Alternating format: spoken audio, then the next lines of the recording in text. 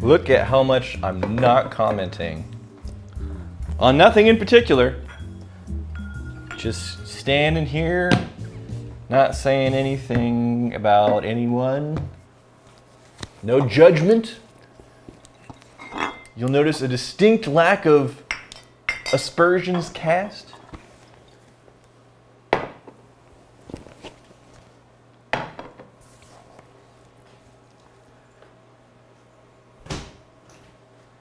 Welcome to the Whiskey Vault.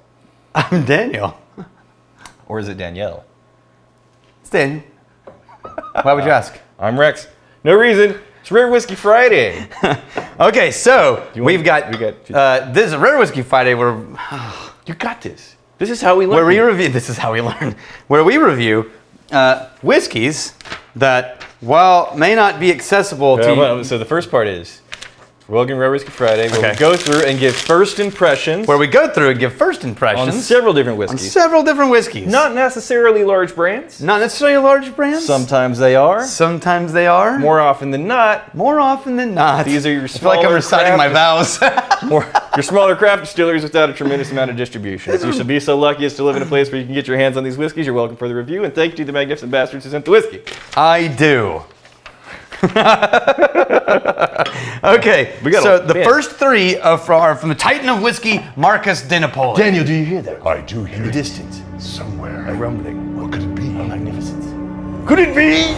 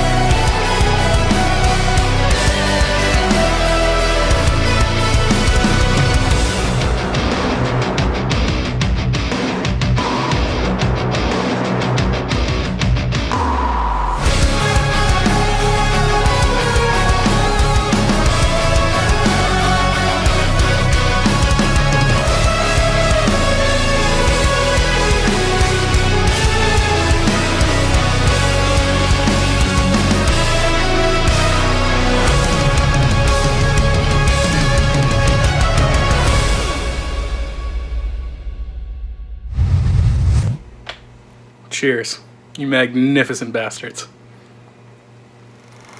All right. So, do we want to just pour three of these side by side so we can A-B them? I gotta tell you right now, this is already an exciting lineup. I know. This is... Wait, do we want to save... Oh, no, we'll come back to them. Okay, we're not going to start with Peat Week. Okay. Let's start with this one, which I'm kind of excited about. So, we're already fans of Westland. Yeah, huge fans. They've done so many things that we really, really enjoyed.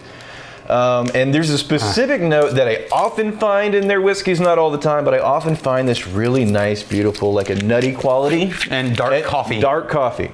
Yeah. Nutty coffee note. And more intensely than I do in a lot of other whiskeys that have a version of that same note, but it's often really rich and nice, nicely balanced in the Westland offerings. Hopefully it shows up in this. If it doesn't, they still often make good things. But what do we have in that bottle? Okay, this one is specifically one that Marques DiNapoli filled himself by hand. That's awesome. At the distillery. Cask 898. Yes. With ringing in at 64.5% alcohol. Yes. Man, between these guys and Balcones, they're trying to kill us all. It is, I don't know which one this one is as far as how they distilled it or what's it, but it's malt, obviously. Okay. 100% barley, 3-year-old minimum age. Yeah. In case anyone's wondering, this was bottle 33. Wow, of Cask 898. So, just get in there. Oh, it's so pretty. Right? Oh. This is... It's floral and buttery and fruity. There's like a fruitiness that takes me to a really, really like top of their game Highland Scotch. Like to get that presentation kind of earthy, fruity. Yeah, and then it's just really well rounded and nicely balanced and matured. Plums. Do we know the age on this? At least 3 years. Oh gosh, just even in 3 years, you get that much maturity of the flavors. I feel like I'm fanboying now. I know, because holy shit. Yeah, it's just really good. Oh man, there it is. Oh yeah, dark chocolate and coffee. Shows up halfway through. Cream. Oh, it's like a coffee cream hard candy with dark chocolate notes, and then a slight fruity nose, and then a little bit of a dryness on the finish. It stays with you. All of those things. It's so good. It's simultaneously, and this doesn't make sense, rich and dry. Yeah. You have rich layers, but then the finish carries this like really nice. Okay, these all deserve their own. Do not mix this up, because I need you to keep track of these. These would all deserve their own glass. You don't tell me what to do. I am not going to dump glass. You don't tell me what to do. Any of these. Yeah, God, that is. Yeah, I wonder what they're doing to so consistently get that note, that nutty dark coffee. It's possible that it has to do with the barley mash bill. Yeah. Like what kind of barley is there? Because I really enjoy it. Obviously, some people are, it's subjective. People have preferences, but in terms of my top tier list of favorite things to find in a whiskey, I love that note. Okay, I'm excited about this one because this is the 2016 winter release. Also from Marques, thank you. Marques. Wait, don't smell it yet. Marques or Marques? Marques. He said Marques when he met me. Fair enough. It sounded like Marques anyway. Okay, wait. 21% peated malt, like Baird's peated malt, and the rest unpeated. Okay. Right? 3 different kinds of malts. 4 different types of barrels: bourbon, Oloroso sherry, ex-Westland single malt, and French and American new oak. This whiskey for at least 34 months. It's a floozy. This whiskey gets around. Mm-hmm. Can I smell now? Yeah. Oh, there you go. Oh. Yeah. It's got like it's peppermint. Peppermint. It's all the other things that we smelled on the other one, but there's this peppermint note. Immediately I find that peat, but it's not a punchy in the nose, heavy-handed presentation of peat. Now behind that, I'm getting this kind of musty malt note, though. Yeah. Almost bready. It goes peat, musty malt. Here's the thing. This is them dabbling in the world of Scotchy Scotch. Mm-hmm. And I think, for the things that people like in Scotchy Scotch, it's doing a nice job of presenting the Scotchy Scotch notes. It's got like some almost citrus notes. But it is very bready. I haven't looked at their taste notes for it yet. I wonder if the musty note that I'm getting is that sherry cask in the blend. It's got to be. It's like a nice earthiness, a breadiness, that peat. It's definitely there. It's the hero note in there. Oh, the peat took over. On the taste. On the taste, but then it goes away. Yeah. And the lingering aftertaste is sweet. So, I'll say this. I think to play in the world of Scotch flavors, it's doing a really nice job of putting those flavors together. I think it does a better job of those flavors whenever it's a Scottish distillery, and that's been something that they've been perfecting for years. In terms of an American distillery playing with those flavors, really, really nice. But if I was looking for the peat presentation and a nice balancing act and all that, I think I get more depth to the flavors and more layers to the flavors from an actual Scottish distillery.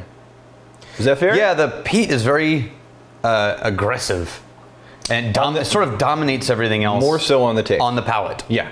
And so it sort of obliterates the things I was looking for when I smelled it. I think specifically the things that Scottish distilleries, a lot of them who've been around, smells amazing. A lot of them that have been around for so long that have figured out is to have really vibrant, rich, intense flavors, but to put them in a glass in such a way that you still have layers of complexity, and you don't have any single thing that's just crushing everything out. This could easily, though, be like a Kleinlich but peated, or a heavily peated Kleinlich. Or so, and it's interesting like because musty. We love the Scotch flavors and the peat note and all that stuff, and this is good. This is really good. But if you're dabbling specifically with this flavor set, I think there's Scottish distilleries that are doing this flavor set better. Well, with more subtlety. With more subtlety. Yeah. But I'm never going to turn my nose up at those. No, I would drink. Yeah. I mean, we're nitpicking a distillery that we love. So as often as we, here's the thing: we always try and like figure out what are the expectations going in, or is it a nerd curve? Is this a $10 whiskey? Is it all that stuff? Based on what we know, we have experienced from Westland. I mean, you're hard pressed to find a distillery doing better stuff in the States than Westland. I think top 5 for me. Yeah, top 5 for me too. Top 5 territory for American whiskey. I think if you start getting into Scottish whiskey, I can easily think of other Scottish distilleries that I would put probably in the top 10 before I would start listing off the Westland when it comes to those peat notes. Fair enough? Yeah. Okay. So here's the interesting thing. This is Peat Week, right? Okay. But it's a much darker, earthier peat. It is. It's not as smoky. It's more oily. It is a deep oil, even though it's heavily peated Baird's malt. Right. Evidently, it was in a French oak puncheon, medium toast, no char. No char. According to the little info thing. Okay. They just lightly they crisped up the barrel. So this is it's more heavy-handed. It's dark and dense, but it's like a weathered, grizzled hand that feels that hand's been through some shit, man. That hand's seen some shit. And the flavors these are flavors that you think have stories. You had to have heard that though. You had to have heard the ticking tink. You had to have heard. Yeah. That fan is not quiet. It's not. It's I don't know. We may need to. Yeah. Oh, that's ironically less smoky on the palate than the winter release. Yes, but it's also richer and more oily. It is a smoke that's deep and lingers. You know what this is doing? This is presenting some of my favorite things from Scotch and American whiskey.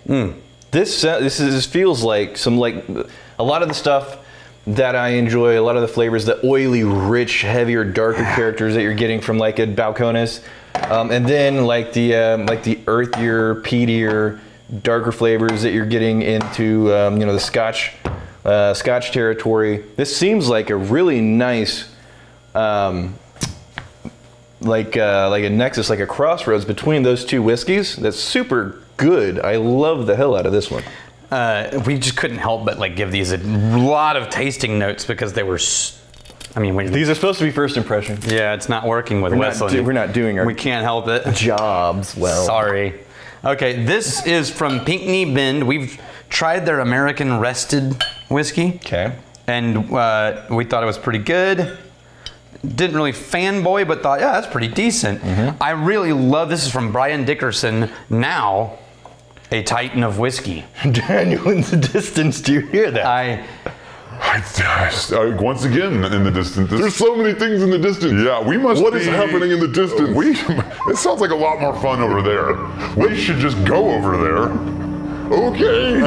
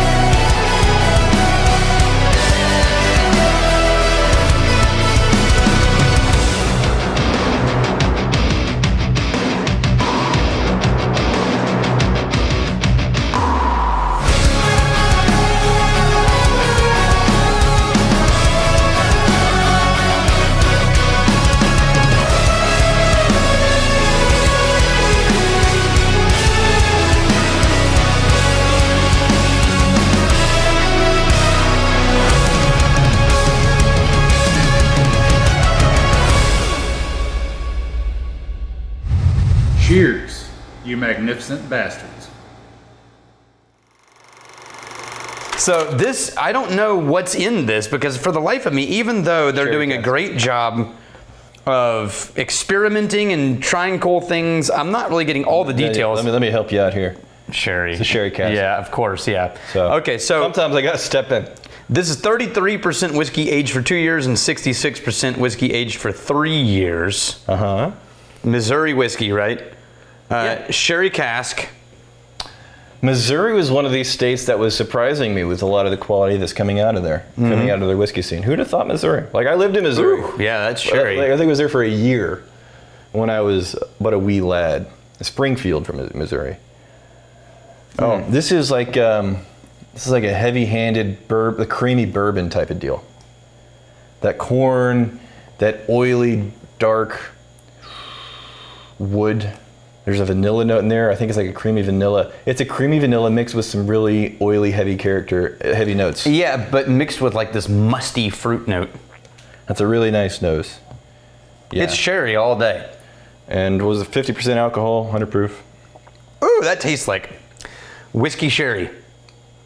That is so sherry sweet. Ooh, on like dessert sherries. I like it. Woo wee! That is. Oh, I really like it. That is. It tastes like someone mixed together whiskey and sherry. Well, sherry, and then I think there's this vanilla cream note. Yeah. This really rich vanilla cream note. That if it's only a vanilla cream note, it's like okay, it's a very mass market friendly note. Whenever you start layering that on top of some complementary flavors, sometimes this is not complementary, it's contrasting flavors. Yeah. Contrasting flavors, vanilla cream, and then you got like this oily, dark, rich, woody note underneath that. If you always find yourself in love with what Scottish people will call like a sherry bomb. Yeah. Right? Like that's like an American version of a sherry bomb. Well, this is an American sherry bomb, but it's more sherry than whiskey, almost, for me.